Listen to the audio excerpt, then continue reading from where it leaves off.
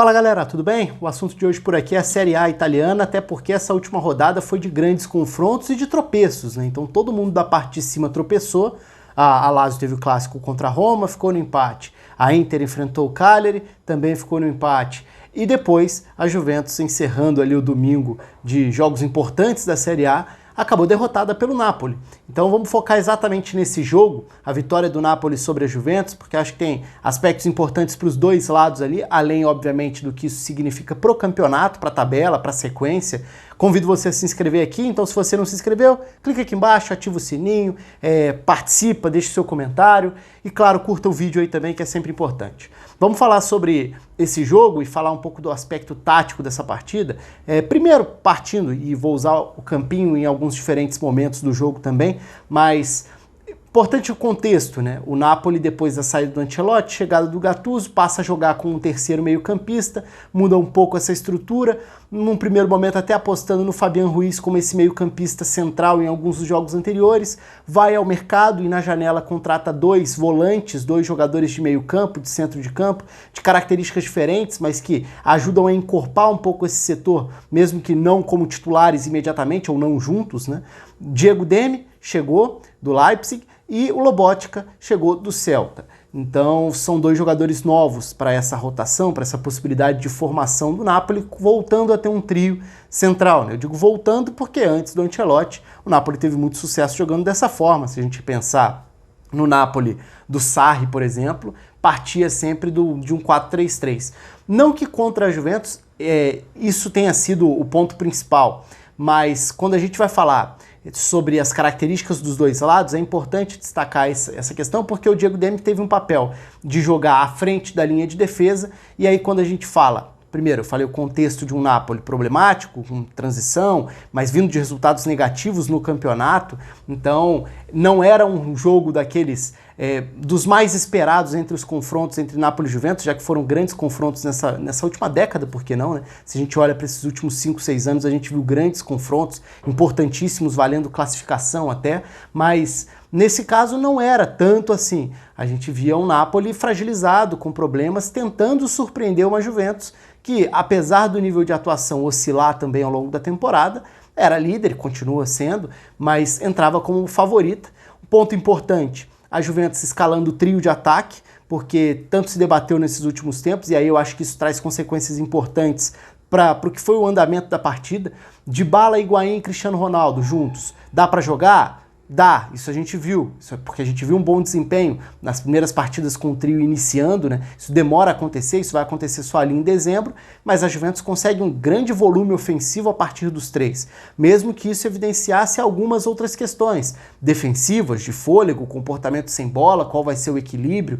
Eu fiz vários vídeos sobre esse assunto, né? Quando a gente fala do desenvolvimento da temporada da Juventus, então para quem estiver interessado, tem a parte de futebol italiano, tem a playlist aqui no canal e tem lá falando sobre esse dilema do Sarri, sobre as características do time do Sarri, sobre algumas análises específicas de jogos na temporada. Então, se nesse jogo a Juventus escalava o Dybala como esse 10, né, o mais avançado desse losango no meio-campo, em tese a Juventus ganha qualidade individual, capacidade técnica para criar, para construir jogadas, aproximação do trio ofensivo, individualmente. Acho que é indiscutível que a temporada tem sido boa, do Dybala, do Higuaín, o Cristiano Ronaldo jogou muito bem, depois teve uma queda de produção, já se recuperou, então o trio ofensivo tem ido muito bem, mas o trio de meio campo nem tanto, e a Juventus tem tido dificuldades muitas vezes também por conta disso, e a partir do momento em que você opta por ter o Dybala como esse quarto meia, né, como esse jogador que complementa o quarteto de meio campo, você sobrecarrega ainda mais o trio de meio-campistas no momento sem bola. A Juventus do Sarri é uma Juventus que tem como princípios não só a ideia de trabalhar a posse de bola e conseguir triangular para chegar ao gol adversário, mas a agressividade sem bola é fundamental para recuperar a bola e para se manter no campo de ataque. Então algumas das melhores atuações do time na temporada foram muito a partir dessa agressividade, como marcar a saída de bola do adversário. E aí, para mim, esteve o ponto mais interessante do jogo. Como o Napoli teve paciência e consciência do que faria na saída de bola. Todas as saídas, ou quase todas, né? Mas todas as saídas do Napoli foram curtas. Mais do que isso, O Napoli sempre esteve consciente de que valeria a pena correr um pouco mais de risco, trocando passes entre os zagueiros e laterais, porque se você atrai esse trio ofensivo da Juventus no momento de marcação, você vai fazer com que eles cumpram com esse papel sem bola, né? Dybala, Cristiano Ronaldo e Higuaín pressionam, iniciam essa pressão. Mas uma vez que você consegue eliminar essa pressão, ou seja, superar esses marcadores com troca de passe, você não vai contar mais, ou o adversário, no caso a Juventus, já não vai contar mais com uma recomposição rápida desses três. Então, uma vez superada essa primeira linha de pressão, você já eliminou boa parte desses marcadores e o campo fica aberto. E o Napoli fez muito bem isso. O Napoli fez muito bem a saída pelos dois lados, porque se a Juventus trabalha por dentro, e aí a gente vai entrar tanto no papel com bola quanto no sem bola do Napoli, mas começando por esse papel com bola. Se a Juventus tem esse losango bem definido, né? O que é o losango? Um volante à frente da defesa, Pjanic. Dois meio-campistas, de um lado Bentancur, do outro lado o Matuidi.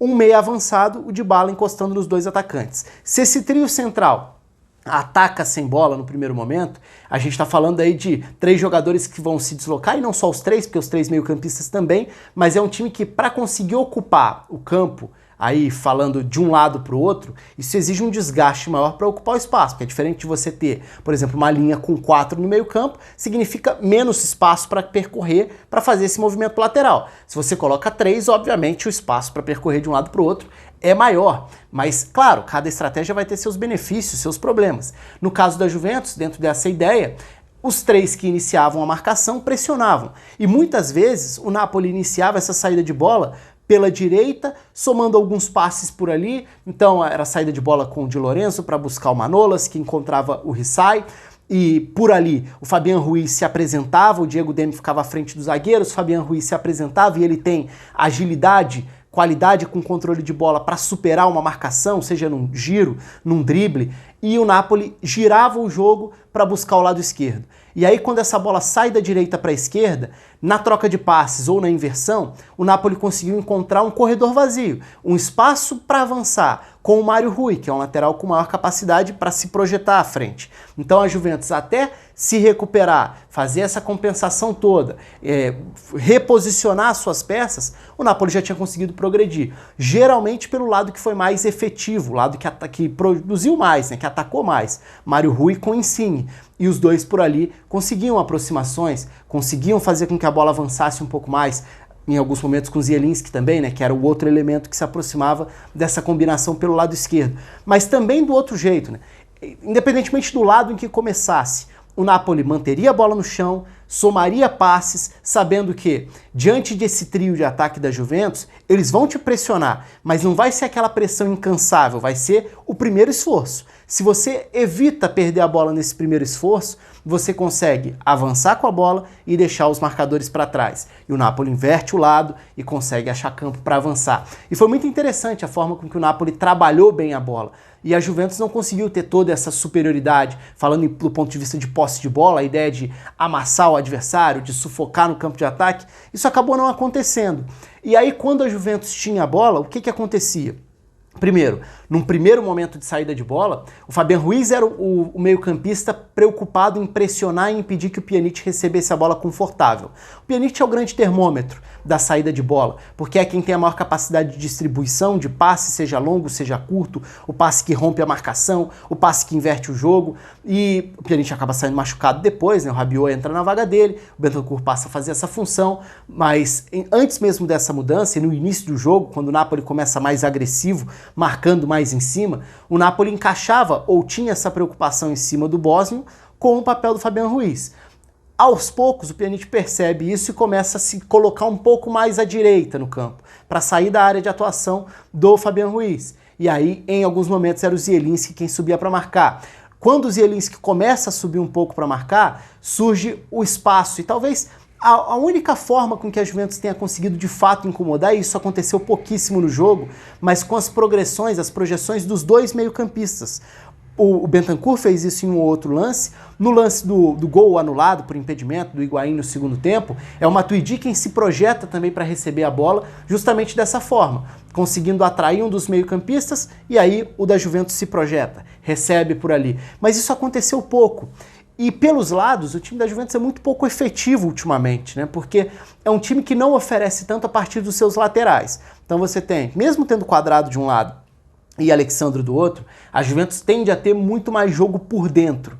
E esse jogo por dentro foi controlado pelo Napoli e foi controlado até de uma forma inteligente, porque evitou também que a Juventus conseguisse gerar situações pelos lados, porque o Quadrado tem capacidade para superar um marcador partindo para cima, na agilidade. Só que o Napoli dessa vez colocou os seus pontas bem recuados, sem bola. Então, quando o time não estava pressionando lá em cima, o posicionamento dos pontas era de meia aberto, quase atrás dos meio-campistas. E isso traz algumas consequências também, né? Você, além de proteger contra a subida dos laterais, e a Juventus não conta com pontas, né? A Juventus ataca com basicamente 3 atacantes, mas não são 3 atacantes distribuídos em 2 pontas e um centroavante, e sim um meia atacante encostando em 2 atacantes. Então é óbvio que em momentos a gente vai ver o Cristiano Ronaldo caindo pela ponta, mas não são legítimos pontas, já que o Cristiano Ronaldo também já deixou de ser um ponta há muitos anos. Mas isso permitia que o Napoli aproximasse os jogadores da primeira linha, protegesse mais a primeira linha. Isso ajudava até para essa marcação por dentro ser um pouco mais efetiva. E assim, o Napoli foi frustrando a Juventus. A Juventus não conseguiu produzir quase nada dentro do jogo, enquanto o Napoli conseguia superar a ideia da Juventus recuperar rapidamente a bola. Então, se a Juventus se esforçasse para pressionar a saída de bola, o Napoli superava e avançava. Se a Juventus tentasse ter a posse de bola para criar alguma coisa, esbarrava num time organizado que não cedeu muitos espaços. Então, num todo, a superioridade do Napoli foi sim considerável e foi uma vitória justa. Não que o Napoli tenha produzido tanto assim também no campo de ataque, né? Não foi uma partida das mais brilhantes do Napoli ofensivamente, não. Mas acho que esse mérito da qualidade da saída de bola, a aceleração que o time conseguiu gerar em alguns momentos pelo lado esquerdo, o papel sem bola dos jogadores de lado de campo, isso tudo acaba somando aí num pacote de méritos do Napoli para conseguir bater a Juventus num resultado importante até do ponto de vista do campeonato, porque poderia ser uma rodada para a Juventus respirar na liderança, e isso acabou não acontecendo, muito pelo contrário. Por mais que Inter e Lazio tenham tropeçado, a Juventus teve um resultado pior ainda. Mas é isso, conto com os comentários de vocês, o que vocês estão achando aí dessa briga na Itália, e desse jogo especificamente. Será que o Napoli, enfim, vai conseguir dar outros sinais de vida? Será que o time vai se recuperar com o Gattuso, pensando aí mais à frente, pensando em Champions também? Esse foi um jogo grande e que o Napoli correspondeu. Não tem sido frequente nas últimas semanas, mas pode eventualmente ser um princípio de uma mudança também. Um abraço, até a próxima.